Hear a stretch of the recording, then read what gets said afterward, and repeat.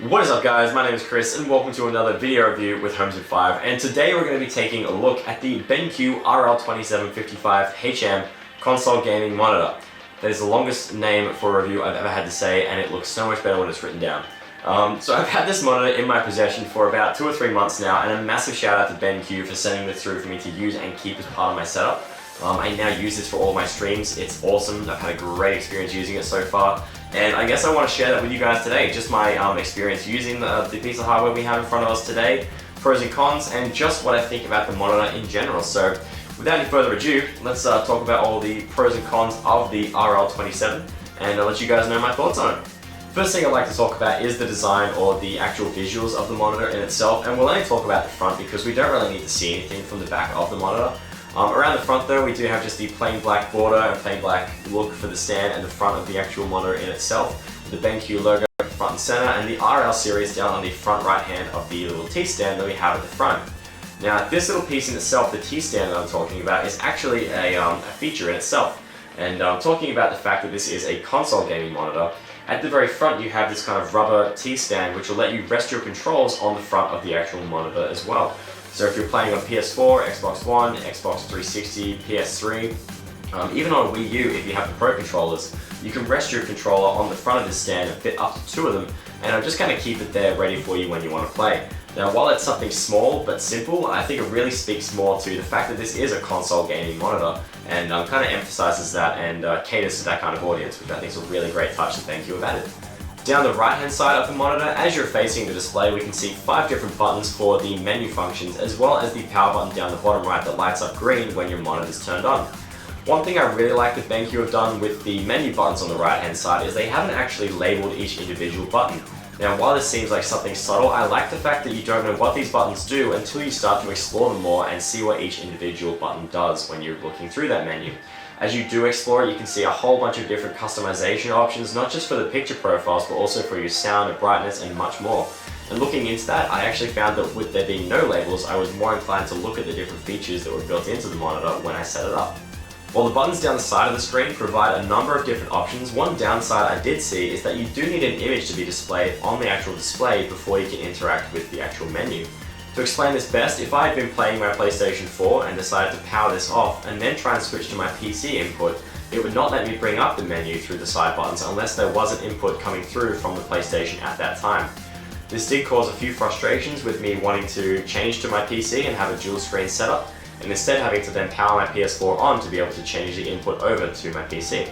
Talking about this menu in a bit more detail, you can go into a number of different options for changing the actual monitor's color customization, and even making your own custom presets with 3 different gaming video options that you can actually change and save to toggle in between using the menu's up and down navigation system. I will say that after using the buttons on the right hand side, it did take me a couple of weeks to kind of remember where the different navigation buttons were and how to enter and leave different levels of the menu. But after using it frequently and kind of exploring it a bit more, it did become almost a second nature to kind of just jump in and change my input or choose a different color profile and even adjust the volume.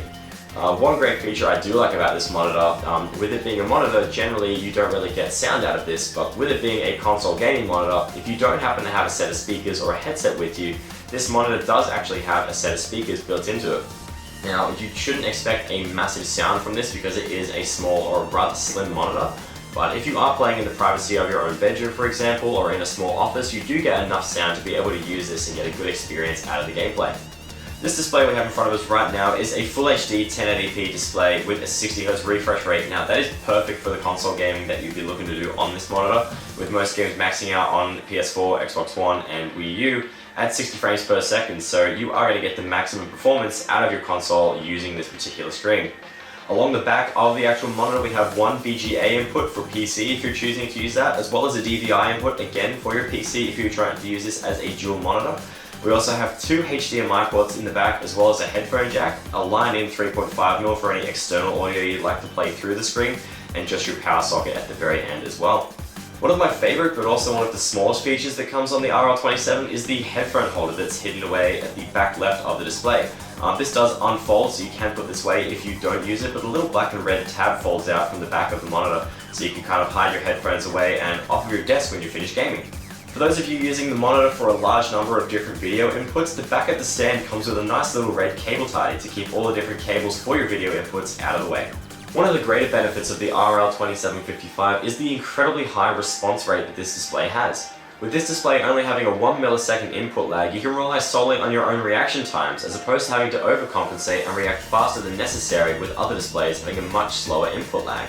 This faster response rate also allows you to play your games with minimal blur and no distortion during high action or fast-paced gameplay. With the RL27 having 2 HDMI inputs, the display also has an optional setting for automatic HDMI switching. If you're playing on your PC and do choose to turn on a console for example, the display will automatically detect that new input and switch over to that input accordingly.